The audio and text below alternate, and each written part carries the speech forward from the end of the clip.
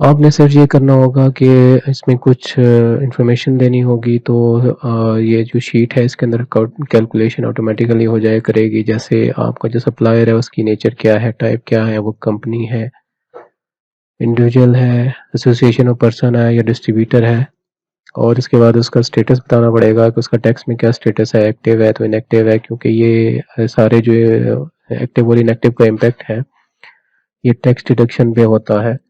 फिर उसकी nature of supply क्या है, जो उसने आपको गुड्स दी है, सर्विसेज दी है या स्पेसिफाइड सर्विसेज दी है। सर्विसेज के अंदर भी स्पेसिफाइड कैटेगरी जो है उसका रेट डिफरेंट है, तो इसलिए हमने यहाँ पे नेचर ऑफ सर्विस जो है वो 3 किस्म की बना दी है। फिर जीएसटी स्टेटस क्या है, वो रजिस्टर्ड है तो क्या होगा, अनरजिस्टर्ड है तो क्या होगा, एग्जेम्प्ट है तो क्या रेट होगा। तो ये जैसे ही आप ये ऊपर वाली इंफॉर्मेशन इस कैलकुलेटर में पुट करेंगे तो ऑटोमेटिकली उसका रेलिवेंट जो एप्लीकेबल रेट होगा विद होल्डिंग का वो आ जाएगा। ये जो कैलकुलेटर है ये सिर्फ इनकम टैक्स विद होल्डिंग से रिलेटेड है, सेल टैक्स की का एरिया मैंने इसमें कवर नहीं किया है। अनरजिस्टर्ड के केस में सेल टैक्स भी डिडक्ट होगा। जैसे फॉर एग्जांपल हम ये कर देते हैं कि कंपनी है, एक्टिव है, स्पेसिफाइड सर्विसेज दे रही है और रजिस्टर्ड भी है, तो ये 3% एप्लीकेबल रेट है। हम जैसे ही इस रेट को अनरजिस्टर्ड करेंगे तो ये 5% इसमें फर्दर सेल टैक्स की मद में ऐड हो गया कि अगर कंपनी है, सेल टैक्स में अनरजिस्टर्ड है और स्पेसिफाइड सर्विसेज दे रही है तो 3% वैसे नॉर्मल रेट बनता था, तो सेल टैक्स में अनरजिस्टर्ड होने की वजह से 5% एक्स्ट्रा टैक्स कटेगा, तो ये टोटल जो टैक्स डिडक्शन का रेट बनेगा ये 8% हो जाएगा।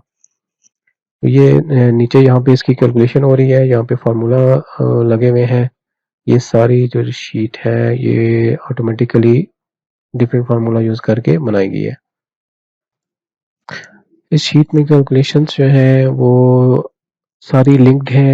ये ऊपर जो 4 क्राइटेरियाज दिए हुए हैं इनसे जैसे ही कोई भी क्राइटेरिया चेंज होगा तो आपका जो रेलेवेंट रेट ऑफ टैक्स होगा वो उस पर आ जाएगा। फॉर एग्जांपल यहाँ पे अगर हम इंडिविजुअल करेंगे और एक्टिव है सेल इनकम टैक्स में और स्पेसिफाइड सर्विसेज दे रहा है, स्पेसिफाइड सर्विसेज का रेट 3% है और अनरजिस्टर्ड की अनरजिस्टर्ड का इसके ऊपर 5% एडिशनल टैक्स होता है, तो वो 8% ही रेट है, हमने चेंज किया है तो वो 8% ही रहा, क्योंकि कंपनी और इंडिविजुअल के लिए एक ही रेट बनता है। अगर आप इसको रजिस्टर्ड करेंगे तो ये चेंज हो जाएगा, और इसको स्पेसिफाइड सर्विसेज है तो इसको गुड्स करेंगे तो ये गुड्स के लिए individual income tax active cell tax में रजिस्टर्ड 4.5 रेट बनेगा। और इसको अगर आप अनरजिस्टर्ड करेंगे तो 5% इसमें ऐड हो जाएगा और ये 9% रेट बनेगा, और ये नीचे 9% के हिसाब से इसकी जैसे ही आप इनवॉइस के अमाउंट डालेंगे तो ये कैलकुलेशन यहाँ पे हो रही है इसके ऊपर। तो जैसे ही आप इसको गुड्स सर्विसेज करते हैं तो ये 10 इंडिविजुअल के लिए रेट है और 5% इसमें सेल टैक्स अनरजिस्टर्ड का रेट ऐड हो गया, और ये इसके ऊपर टैक्स कैलकुलेशन होके अमाउंट आ गई है। ओके जी, हम स्टार्ट करते हैं इस कैलकुलेटर को कि ये कैलकुलेटर कैसे बनेगा।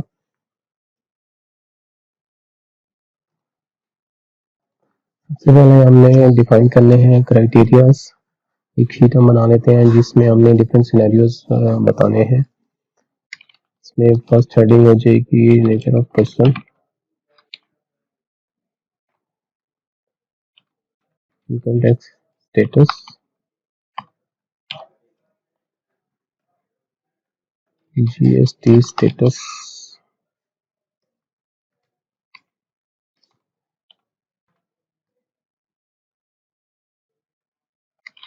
Nature of transaction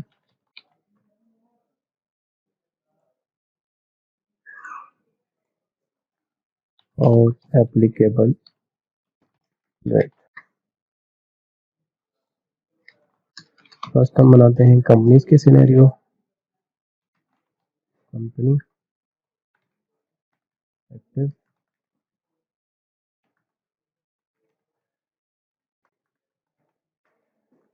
registered goods, applicable rate होता है इसमें 4%. Then company, active, registered और services 8%.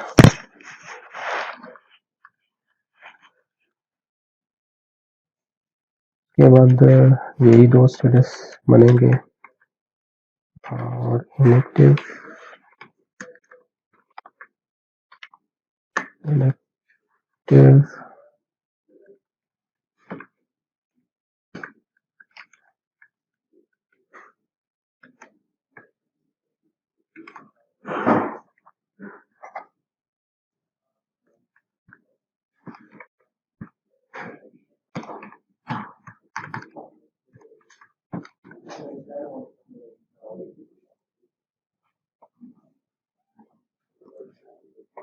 जी नेक्स्ट सिनेरियो बनेगा स्पेसिफाइड सर्विसेज के लिए कंपनी है, एक्टिव है, रजिस्टर्ड है और स्पेसिफाइड सर्विसेज दे रही है तो 3% रेट होगा। और नेक्स्ट हो सकता है जी company, inactive, registered, specified services और ये डबल हो जाएगा, 6% रेट हो जाएगा। और के बाद एक सिनेरियो और हो सकता है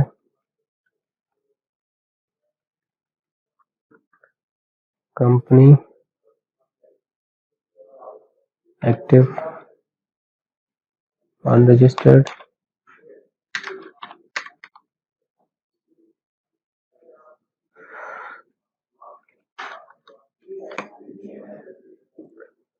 नेक्स्ट हम इस सारे को रेप्लिकेट करते हैं और अनरजिस्टर्ड के इसके रेट्स बनाएंगे। अनरजिस्टर्ड सेल टैक्स में अनरजिस्टर्ड है अगर ये तो क्या बनेगा, तो इन सब में 5% ऐड कर देना प्लस 5%, तो ये 9% हो जाएगा और इसको नीचे को एरेज कर देते हैं, ये 13% हो जाएगा और सेल्स में इनएक्टिव है और जीएसटी में अनरजिस्टर्ड है तो 8 और 5 13 हो जाएगा। सर्विसेज के केस में डबल रेट हो जाएगा इनकम टैक्स का और 5% ऐड हो जाएगा सेल टैक्स का, तो 21 बन जाएगा।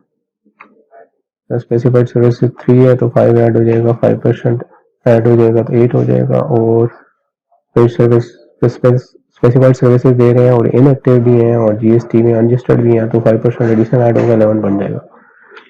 तो ये एक कंपनी के सारे सिनेरियो तकरीबन कवर हो चुके हैं।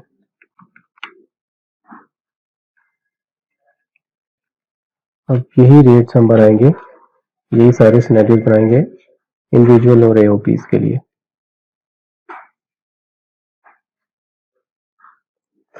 नेक्स्ट हम बनाएंगे जी एओपीज के लिए, तो इंडिविजुअल और एओपी की टैक्सेशन सेम होती है तो हम वही जो है उसको सेम कॉपी कर लेते हैं और इधर हम एओपी डाल देते हैं। एओपी होता है जी एसोसिएशन ऑफ पर्सन और इसकी नेचर है पार्टनरशिप की। टैक्स रेट्स की शीट्स हमारी शीट कंप्लीट हो गई है, इसमें हमने सारे सिनेरियोज कवर कर लिए हैं और बाद में भी हमें कोई पता चला कि कोई चीज़ हमने फर्दर ऐड करनी थी तो हम वो भी कर सकते हैं, साथ साथ हम करते जाएंगे। अभी फिलहाल हम इसी जो क्राइटेरिया हमने फिल किए हैं इसके हिसाब से ही अभी आगे नेक्स्ट वर्किंग करते हैं। ये हमने individual, company, association of person या जिसको आप पार्टनरशिप भी कह सकते हैं उसके लिए हमने सारी रेट और सारे सिनेरियोज बना लिए। एक्टिव है और रजिस्टर्ड है तो गुड्स है, सर्विसेज दे रहे हैं तो क्या रेट होंगे, ये सारे हमने लिख लिए। अब हम इसकी बनाते हैं जी मेन शीट जहाँ पे हमारी वर्किंग हुआ करेगी। तो वर्किंग में हम वही सारी चीजें ले लेते हैं। इस शीट में हम बनाएंगे ये टैक्स कैलकुलेटर। अब कैलकुलेटर के लिए मैं ये करता हूँ कि मैंने ये जो शीट्स बनाई हुई हैं, ये जो हेडिंग्स बनाई हुई हैं, मैं ऑलरेडी यहाँ से कॉपी कर लेता हूँ थोड़ा वक्त को बचाने के लिए।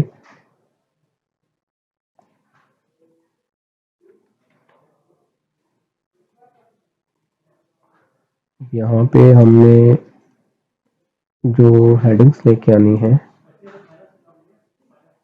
ऊपर हम यूज करेंगे डाटा वैलिडेशन। डाटा वैलिडेशन,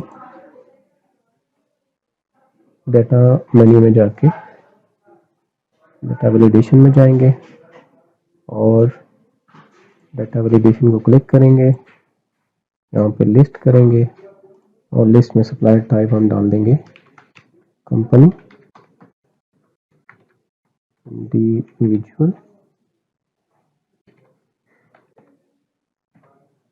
और एओपी।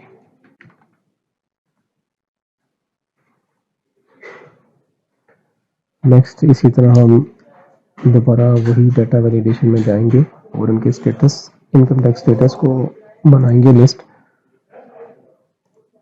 यहाँ पे आप लिस्ट करेंगे, यहाँ पे active comma inactive.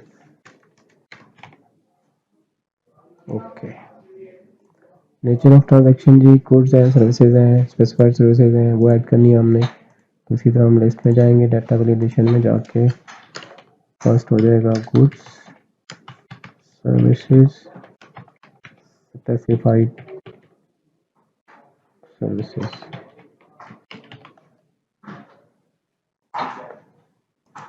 GST status, GST में रजिस्टर्ड है अनरजिस्टर्ड है वो बनाना है हमने। तो लिस्ट में जाएंगे और रजिस्टर्ड अनरजिस्टर्ड,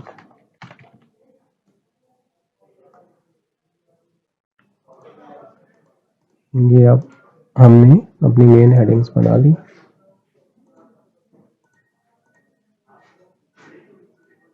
मेन हेडिंग हमारी कंपनी इंडिविजुअल एओपी आ गया, यहाँ पे हमारा एक्टिव इनएक्टिव आ गया। नेचर ऑफ ट्रांजैक्शन में गुड्स हैं, सर्विसेज हैं, स्पेसिफाइड सर्विसेज हैं, वो आ गया और रजिस्टर्ड अनरजिस्टर्ड आ गया। और एप्लीकेबल रेट यहाँ पे हम अपना फॉर्मूला बनाएंगे।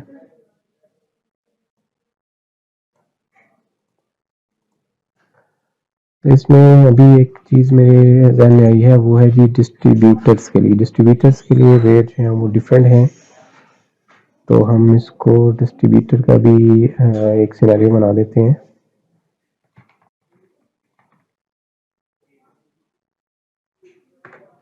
डिस्ट्रीब्यूटर एक्टिव इनएक्टिव,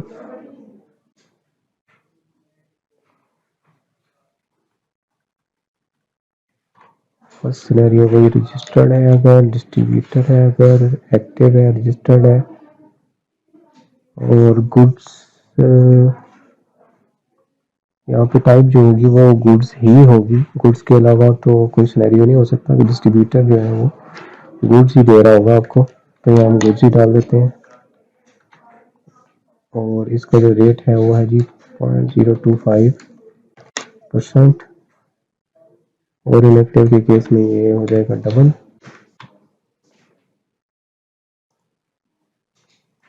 और एक सिनेरियो हमारा बन जाएगा अनरजिस्टर्ड का।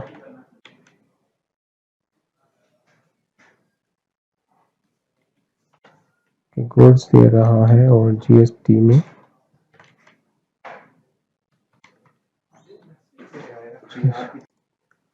जी तो डिस्ट्रीब्यूटर है और अनरजिस्टर्ड है।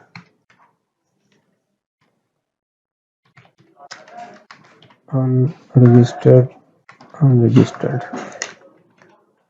कुर्सी है और अनरजिस्टर्ड है तो ये इसमें प्लस 0.5%। और इसी तरह नीचे वाले में भी 0.5% होगा। ये दो सिनेरियो वैसे प्रैक्टिकली पॉसिबल तो नहीं है, लेकिन फिर भी हो सकते हैं, तो हमने वैसे टैक्स रेट अपना बना लिया।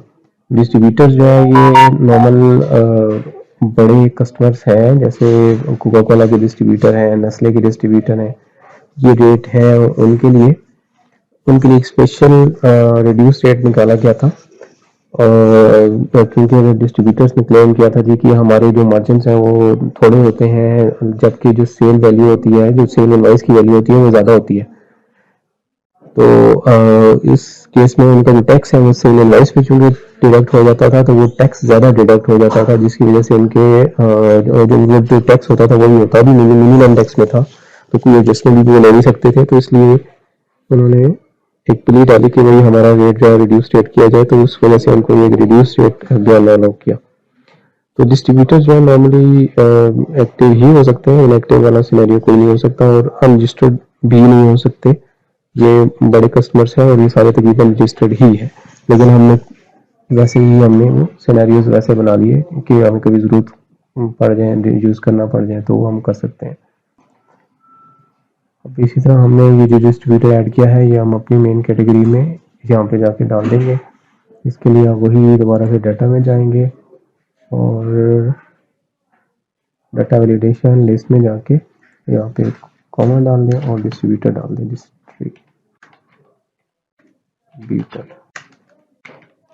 डिस्ट्रीब्यूटर। ओके, अब आ जाता है जी कैलकुलेशन पार्ट। कैलकुलेशन पार्ट में हम जो फार्मूला यूज़ करेंगे वो है जी एक इंडेक्स का फार्मूला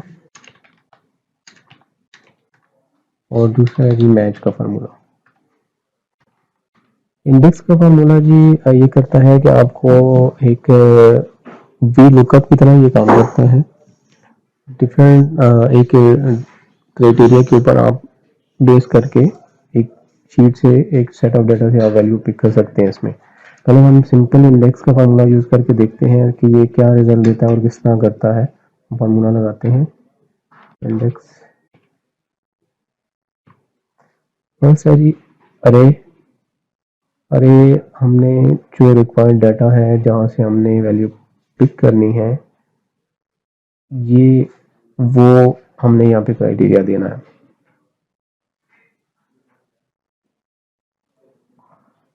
तो अरे में हम इसको जाके दे देते हैं हमारे रिक्वायर्ड ये कॉलम है, यहाँ से वैल्यू उठाई,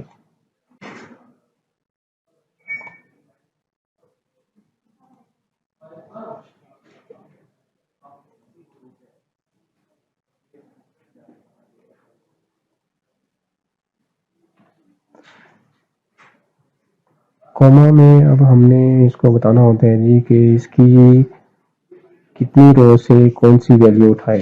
फर्स्ट आता है जी रो नंबर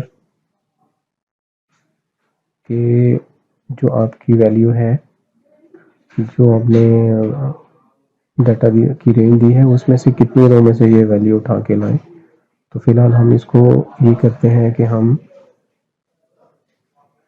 वैसे ही कोई रो नंबर दे देते हैं। फॉर एग्जांपल हम 5 नंबर रो दे देते हैं, तो 5 आ गया। और इसके बाद हमने इसको देना होता है जी कॉलम नंबर कि कितने कॉलम में से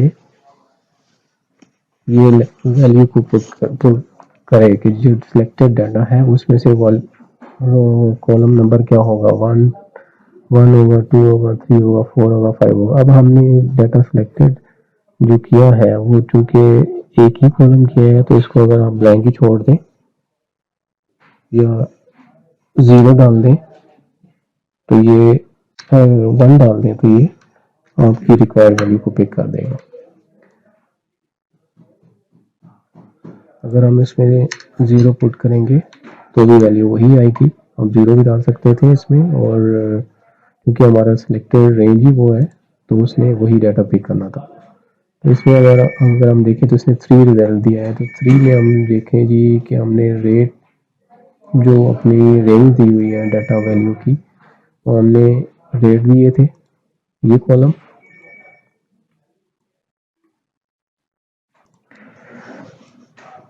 ये था हमारा डाटा वैल्यू लुक करने का क्राइटेरिया कि किस कॉलम से या किस सेट ऑफ डाटा से वैल्यू पिक करें। तो ये E2 से 41 E41 हमारा ये बन जाता है यहाँ से लेकर यहाँ तक। और इसमें हमने जो नेक्स्ट रो का ऑप्शन दिया था वो 5 दिया था। ये रो का ऑप्शन रो नंबर 5 दिया था। तो चूँकि हमारी सिलेक्शन यहाँ से स्टार्ट हुई थी तो इसकी जो 5 रो है वो यहाँ पे आके बनती है 1 2 3 4 5, तो इसने 3 रेट पिक करके दे दिया।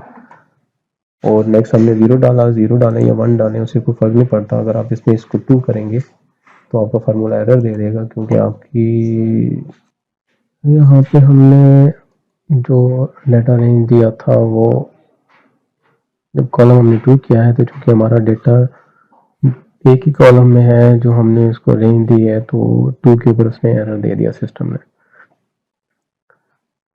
क्योंकि हमारा जो डिफाइन मैप था या डिफाइन रेंज थी वो एक ही कॉलम में फॉल कर रही थी। जब हमने कॉलम 2 किया तो उसने वहाँ पे एरर दे दिया। तो यहाँ पे क्राइटेरिया 1 रखें या 0 रखें, आपका रिजल्ट ठीक आएगा। तो ये है जी इंडेक्स का फॉर्मूला, जिसमें हम दूसरी शीट में से एक क्राइटेरिया को बेस करके हमने वैल्यू पिक कर ली। नेक्स्ट फार्मूला जी हमारा मैच का। मैच फार्मूला हम सिंपल वाला यूज करके देखते हैं कि मैच क्या करता है। मैच लुकअप वैल्यू, फर्स्ट हमने बताना है इसको कि कौन सी वैल्यू लुकअप करे। हम इसको दे देते हैं जी association of person, association of person lookup करे, और किस अरे से लुकअप करे, किस जगह से लुकअप करे, हम इसको दे देते हैं यहाँ, और मैच टाइप करें 0। तो इसने क्या रिजल्ट दिया 1।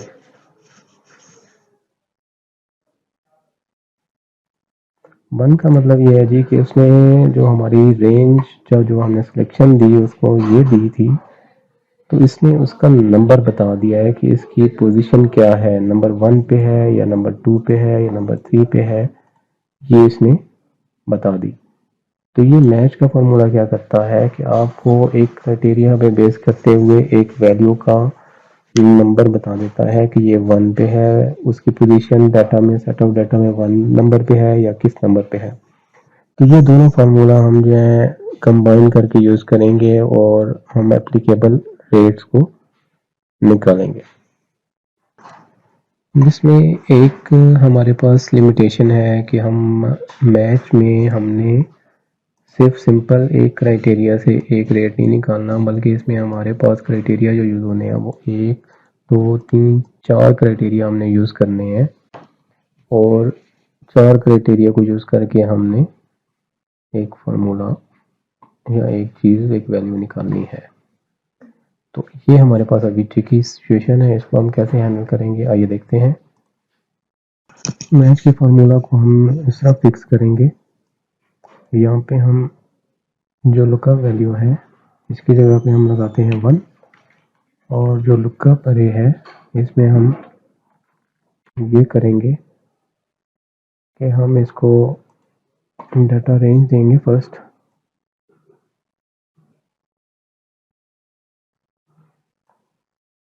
और इज इक्वल करेंगे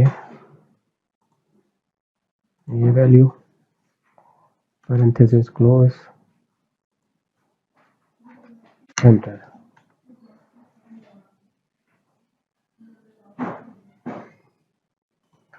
एन का मतलब ये है जी कि आपके मैच को एक से ज़्यादा वैल्यूज़ मिली हैं, जिसकी वजह से ये इसने रिजल्ट ठीक नहीं दिया। तो इस फार्मूला को हम यूनिक बनाना पड़ेगा हमें, क्योंकि हमारे पास AOP एक से ज़्यादा बार आ रहा है यहाँ पे। अगर हम इसके साथ ये फर्दर आगे नेक्स्ट क्राइटेरिया ऐड करते जाएंगे तो ये यूनिक बनता जाएगा। यानी AOP एक्टिव, रजिस्टर्ड और गुड्स के केस में ये यूनिक वैल्यू बन जाएगी। अगर सिर्फ आप इस वैल्यूज को देखें तो ये एक से ज़्यादा बार, तकरीबन AOP 12 बार आ रहा है, जिस वजह से ये फार्मूला आपको रिजल्ट ठीक नहीं दे रहा। इसके लिए हम इसके अंदर नेक्स्ट क्राइटेरिया ऐड करेंगे। यहाँ पे उससे पहले हम स्टैटिक ऐड करेंगे, मल्टीप्लाई जिसको हम कह सकते हैं, और इसी तरह हम पैरेंथेसिस स्टार्ट करेंगे, और नेक्स्ट एक्टिव का सिलेक्शन दे देंगे हम, और इज इक्वल टू एक्टिव और पैरेंथेसिस क्लोज। अब यहाँ पे इसने 25 दे दिया है कि AOP एक्टिव जो है वो 25 नंबर पे आ रही है इस सेट ऑफ डाटा में। तो ये बन जाती है AOP एक्टिव। अब AOP एक्टिव एक सिनेरियो आपने उसको 25 नंबर रो बता दिया। इस तरह हमने नेक्स्ट क्राइटेरिया ऐड करते जाना है जी। हमने इसमें ऐड करना है, मल्टीप्लाई किया, नेक्स्ट हमने उसको नेचर देनी है गुड्स, तो ये हमने सेलेक्ट कर लिया और इज इक्वल टू कर दिया दिस के, पैरेंथेसिस क्लोज। यहाँ पे हमने पैरेंथेसिस स्टार्ट नहीं की थी तो ये इसमें एरर आ रहा है, तो यहाँ पे पैरेंथेसिस स्टार्ट कर दें। स्टिल 25 था जी। इसके बाद हमने उसका नेक्स्ट क्राइटेरिया देना है और नेक्स्ट क्राइटेरिया है जी उसका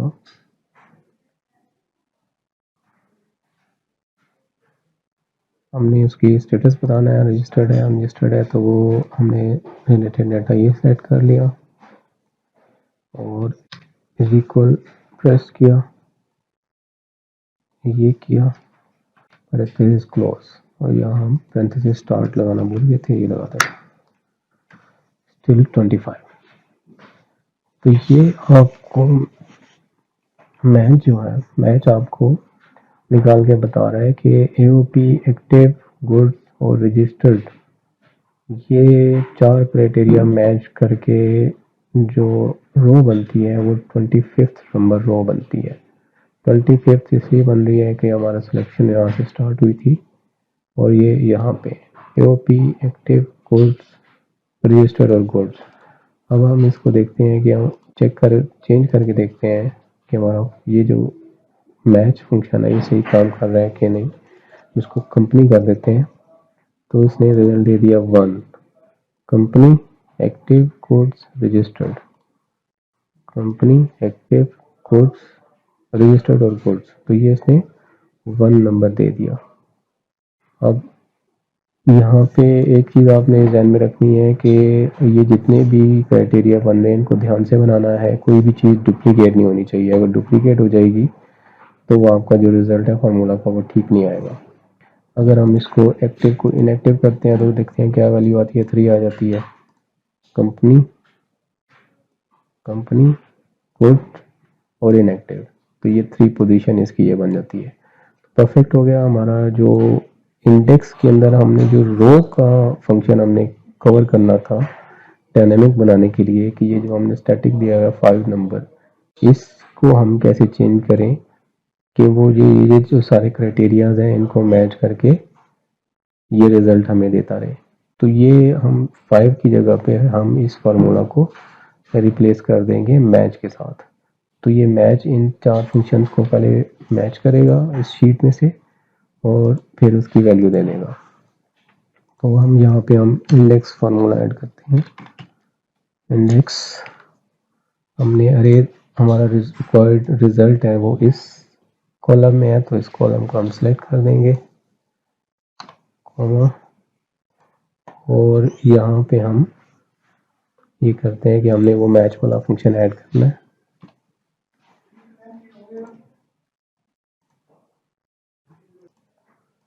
तो ये हम मैच के फंक्शन को यहाँ से कॉपी करते हैं और यहाँ पे हम कॉमा प्लेस करके पेस्ट कर देते हैं और एंड पे आप वही मैच का 0 लगा दें या 1 लगा दें।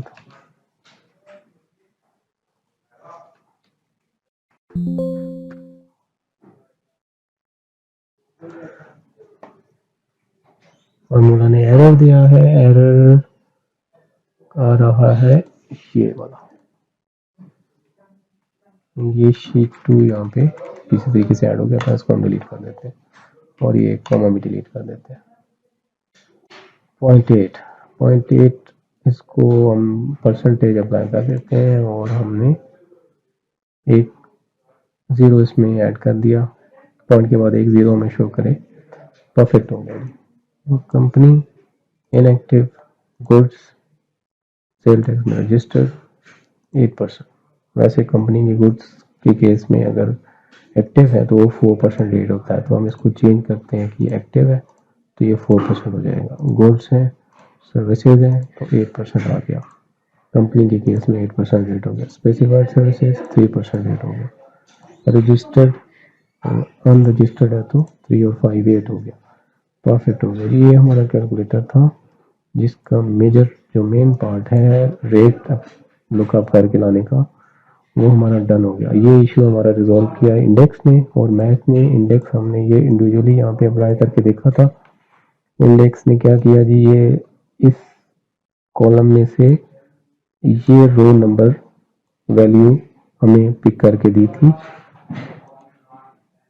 और नेक्स्ट हमने जो कॉलम 1 दिया था ये है जी, अगर आपने एक से ज़्यादा कॉलम सिलेक्शन में दिए हुए होंगे तो उस केस में यूज़ होता है। तो हमारा चूंकि सिलेक्टेड कॉलम ई ही था तो उसमें हमने 1 दिया, 0 भी दे सकते थे आप, वो एक ही रिजल्ट शो करेगा। अगर आप इसको एक से ज़्यादा करेंगे तो 12 दे देगा। और सेकंड हमने ये जो रो वाला पार्ट था, रो नंबर वाला जो 5 नंबर हमने डाला है, इसको हमने डायनेमिक बनाने के लिए हमने एक मैच का फार्मूला यूज़ किया और मैच से हमने ये निकाला कि हमारे 3-4 क्राइटेरियाज को मैच करके हमें बताए कि इस 4 क्राइटेरिया किस रो नंबर पे मैच हो रहे हैं, किस रो नंबर पे एग्जैक्ट पूरे हो रहे हैं, कि कंपनी है, एक्टिव भी हो, स्पेसिफाइड सर्विसेज दे रही हो, अनलिस्टेड भी हो, तो उसका रो नंबर क्या होगा। तो ये जो रो नंबर आया, हमने इस रो नंबर के पूरे फार्मूला को रेप्लिकेट कर दिया, रिप्लेस कर दिया हमारे इस 5 के साथ, तो हमारा ये फार्मूला कंप्लीट हो गया। अब ये वही हमारा जो रेट्स का कॉलम है, ई कॉलम में हमारे रेट्स लिखे हुए हैं। ई कॉलम हमने सेलेक्ट किया यहाँ पे फर्स्ट, और मैच हमने उस जगह दिया जहाँ पे इस फार्मूला की रो आती है जी। तो नेक्स्ट इसकी रहेगी जी फॉर्मेटिंग। यहाँ पे हम एक बनाते हैं total amount of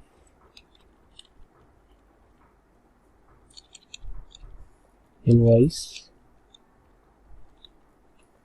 tax deduction और लास्ट में नेट पेमेंट।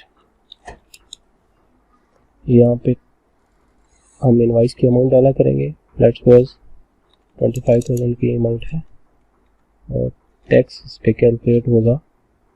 फार्मूला यहाँ हम लगाएंगे amount multiply by tax rate और लास्ट में हम फार्मूला लगाएंगे इनवॉइस अमाउंट लेस टैक्स। तो ये नेट अमाउंट होगी जो हम वेंडर को पे किया करेंगे।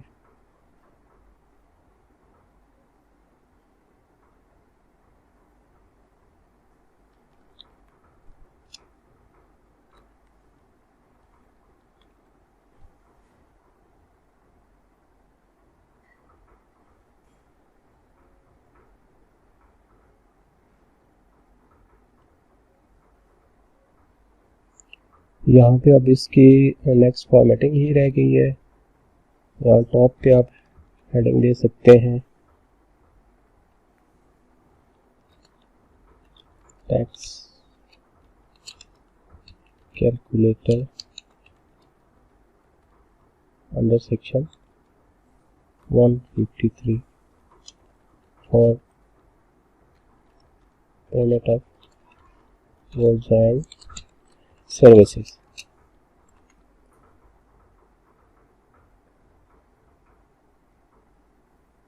इसको डार्क फिल कर दें और यहाँ पे राइटिंग को वाइट कर दें, तो साइज इंक्रीज कर दें और यहाँ पे रैप टेक्स्ट कर दें। थोड़ा सा वो का साइज इंक्रीज कर देते हैं ताकि हमें ये विजिबल हो जाए। इसको बोल्ड कर दें। यहाँ पे आप डिफरेंट कलर कर सकते हैं।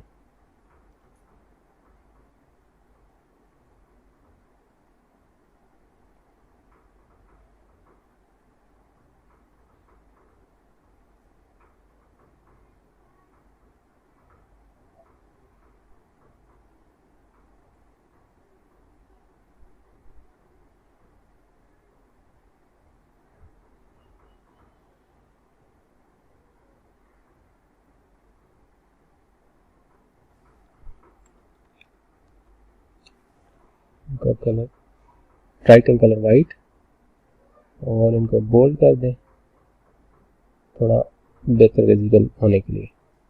यहाँ पे अमाउंट्स में हम कॉमा अप्लाई कर देते हैं।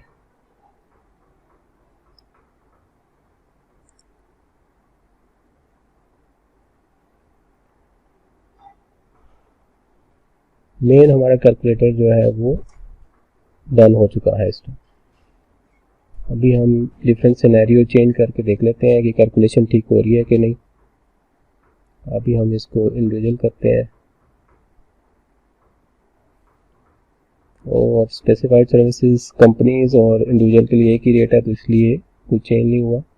अब हमने एक्टिव कर दिया और सेल टैक्स में अनरजिस्टर्ड है तो 1.5 हो गया, 9.5 हो गया। अब इसमें हम चेंज करते हैं डिस्ट्रीब्यूटर्स, डिस्ट्रीब्यूटर अनरजिस्टर्ड 5.3 हो गया।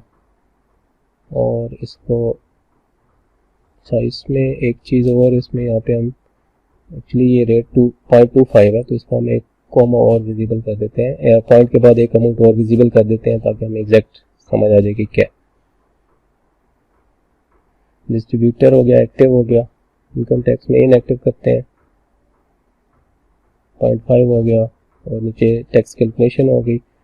यहाँ पे फर्दर आप इसमें मजीद ये कर सकते हैं कि आपने इसके ऊपर अगर सिक्योरिटीज़ लगानी है, आप ये चाह रहे हैं कि आपके ये जो रिलेटेड सेल्स हैं जिसमें फार्मूला है, ये वाला हो गया फॉर एग्जांपल और ये वाला हो गया और ये सेल हो गया, इन सेल को कोई चेंज ना कर सके तो वो रिस्ट्रिक्शंस आप मजीद लगा सकते हैं।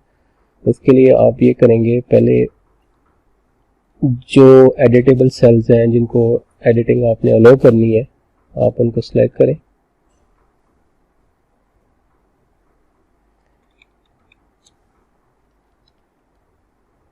ये सेल्स हमने एडिटेबल छोड़ने हैं क्योंकि इनमें जो भी यूज़र होगा उसको चेंज किया करेगा। और व्यू में जाएं, रिव्यू में जाएं, रिव्यू में जाके बल्कि उससे पहले एक चीज़ और कर लें, इस पर रह के कंट्रोल 1 प्रेस करें और ये टैब नया जो ओपन हुआ है इसमें प्रोटेक्शन में जाके इसको अनलॉक कर दें, लॉक वाले को अनचेक कर दें ताकि ये सेल लॉक ना हो। ये कर दिया। इसके अलावा आप ये करना चाहते हैं कि यहाँ पे जो फार्मूला है ये विजिबल ना हो, कोई बंदा इसको देख ना सके, तो इस पे कर्सर रख के इसको हाइड, उसी तरह कंट्रोल 1 करके प्रोटेक्शन में जाके हाइड कर दें, हिडन कर दें। तो जब ये लॉक शीट होगी तो ये जो फार्मूला है ये विजिबल नहीं होगा। और इसको अब कर दें प्रोटेक्ट शीट और ये सारे जो ऑप्शन आ रहे हैं इनको चेक कर लें कि ये सारे ऑप्शन अप्लाई हो जाए इस शीट के ऊपर।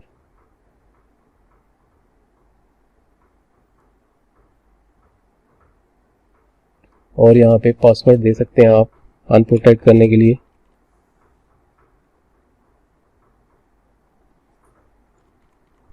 ये रीटाइप करना है वही सेम पासवर्ड जो आपने पहले दिया था। तो ये आप देख सकते हैं कि ये फार्मूला इस कर्सर पे मैं हूँ तो ये फार्मूला विजिबल नहीं है। इसके अलावा आप मज़ीद ये चाहते हैं कि आपका ये टैक्स रेट वाली शीट है ये भी विजिबल ना रहे, तो इसको आप हाइड करें और यहाँ पे ऑप्शन में जाके इसको प्रोटेक्ट वाली शीट कर दें और यहाँ पे पासवर्ड अप्लाई कर दें जो आपको बाद में अगर आपने यूज़ करना हो तो दोबारा आप इसको अनप्रोटेक्ट कर सकते हैं। तो अब ये शीट, इस शीट के अंदर यही सेल्स हैं जो एडिट हो सकते हैं, इसके अलावा कोई भी एडिटिंग नहीं हो सकेगी। यहाँ पे आप रखें, अगर कोई टाइपिंग करेंगे तो नहीं कर सकते, आप इसको डिलीट नहीं कर सकते कोई चीज़। सेल जो एडिटेबल अमाउंट्स हैं, एडिटेबल सेल्स हैं वो सिर्फ ये होंगे जिसमें आपने इनवाइस की अमाउंट डालनी है। यहाँ पे आपका फार्मूला विजिबल नहीं रहा, आप इसके ऊपर कुछ टाइप करना चाहें नहीं कर सकते। अगर आप एंटर करेंगे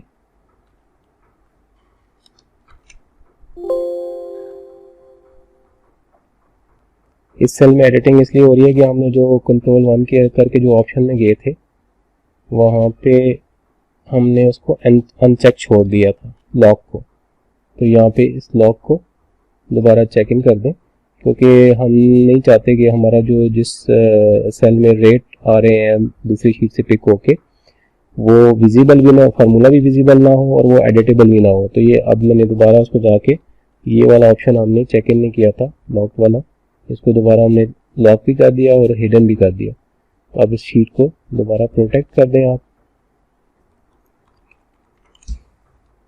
वही पासवर्ड दोबारा अप्लाई कर दें। तो अब ये सेल भी एडिटेबल नहीं रहेगा।